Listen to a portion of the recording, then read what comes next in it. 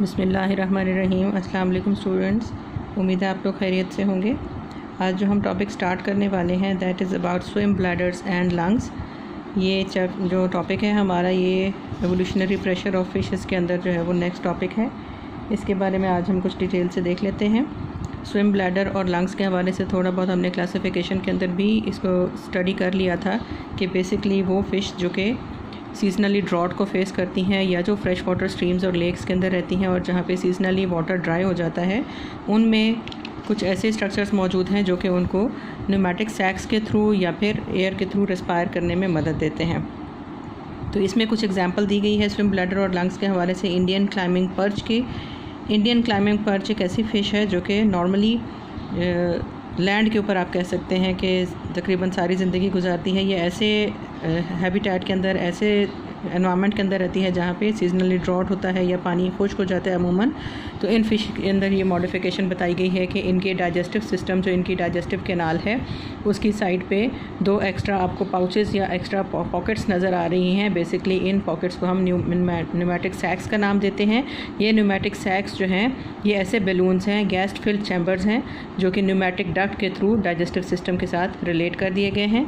तो सबसे पहले एवोल्यूशन जो है बेसिकली लंग्स का इस तरह से स्टार्ट हुआ था कि जो ऐसी फ़िशेस जो कि सीजनली ड्रॉट को फेस करती हैं, उनके डाइजेस्टिव सिस्टम की एक्सटेंशन के तौर पर एक न्यूमेटिक डक्ट और न्यूमेटिक डक्ट के एंड के ऊपर एक गैस फिल्ड चैम्बर का एवोल्यूशन हुआ, जिसको हम न्यूमेटिक सैक कहते हैं।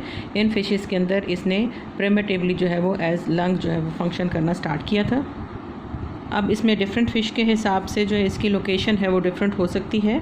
बेसिकली इसके एवोल्यूशन के बारे में यही कहा गया है कि in non teleost fishes the pneumatic duct connects to the pneumatic sacs to the oesophagus और another part of the digestive tract. यानी नॉर्मली तो ये ईसोफेगस के साथ अटैचमेंट होती है इन न्यूमेटिक सैक्स की, लेकिन फ़िशेस के हिसाब से इसकी वेरिएबल प्लेसेस हो सकती हैं अटैचमेंट की। लेकिन यही है कि न्यूमेटिक सैक बहरहाल डाइजेस्टिव सिस्टम के किसी न किसी पोर्शन के साथ ये अटैच डक्ट्स होती हैं। Swallowed air enters these sacs and gas exchange occurs across the vascular surfaces। तो जैसे ही फूड के साथ या वाटर के साथ जो गैसेस पानी के साथ अंदर जा रही हैं बॉडी के, वो इन गैस फिल्ड बैलून्स के अंदर चली जाती हैं। ईसोफेगस के अंदर वाटर आता है, फूड पार्टिकल्स आते हैं, तो उसमें जो भी गैसेस मौजूद हैं वो डाइवर्ट होकर इस गैस फिल्ड चैम्बर या न्यूमेटिक सैक्स के अंदर पहुँच जाती हैं और यहाँ पर गैसेस का एक्सचेंज पॉसिबल हो जाता है। Lung fishes and ancient rhipidistians pneumatic sacs function as lungs. तो वो फ़िशेज़ जो कि बेसिकली सीजनल ड्रॉट का सामना करती हैं, जैसे ये इंडियन क्लाइंबिंग पर्च हो गई, या फिर रेपिडिस्टियंस थे, या फिर ऐसी फ़िशेज़ जो कि सीजनली ड्रॉट फेस कर रही थी, उन सब में ये न्यूमेटिक सैक्स जो हैं वो लंग्स के तौर पर काम करती हैं।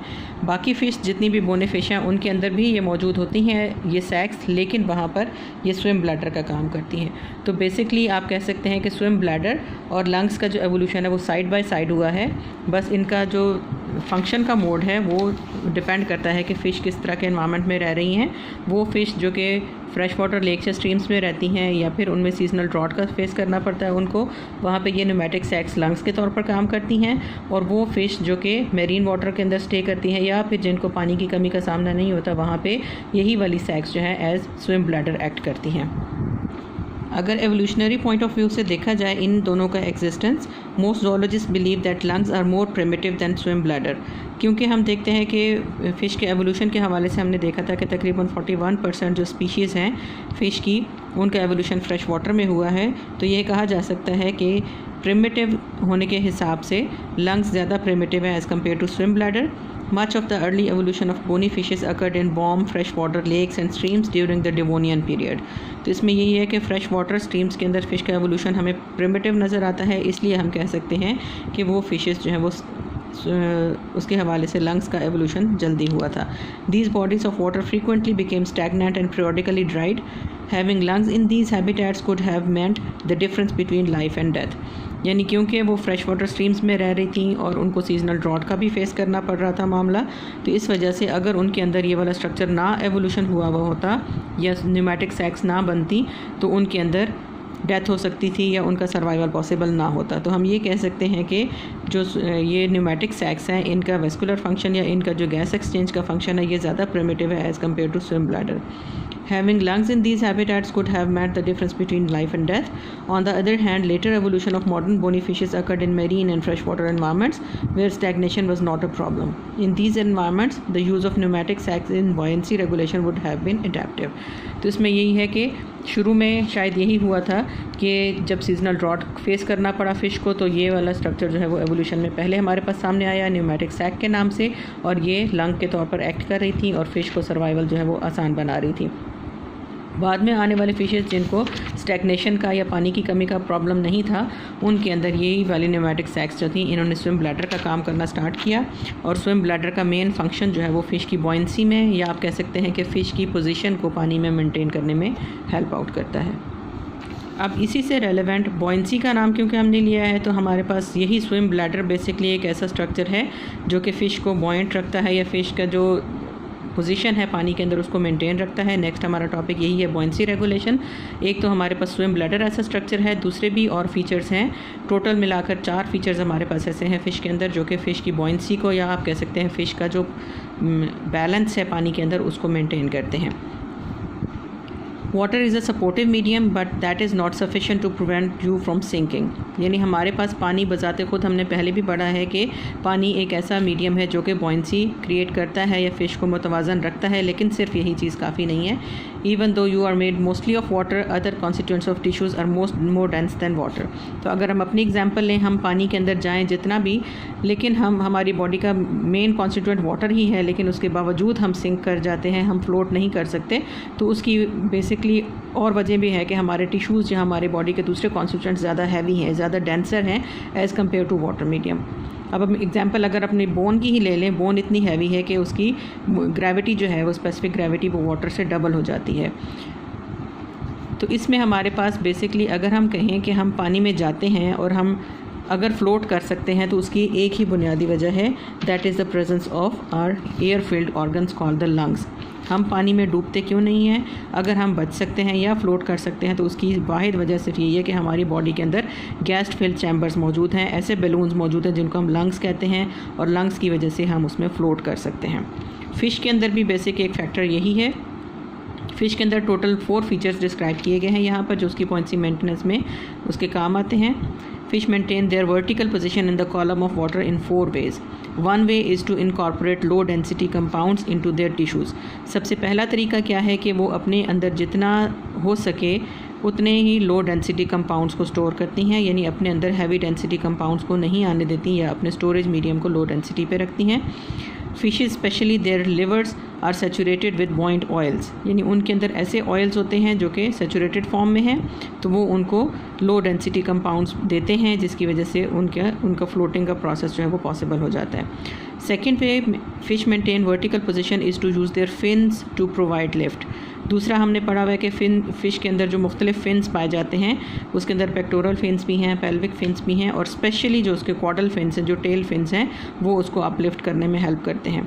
The pectoral fins of a shark are planing devices to help create lift as the shark moves through the water. Pectoral fins जो हैं शार्क के सबसे आगे वाले जो फिन्स हैं, जो कि थोड़ा डॉर्सली प्लेस्ड है उसकी नेक के साथ, वो उसको अपलिफ्ट देते हैं।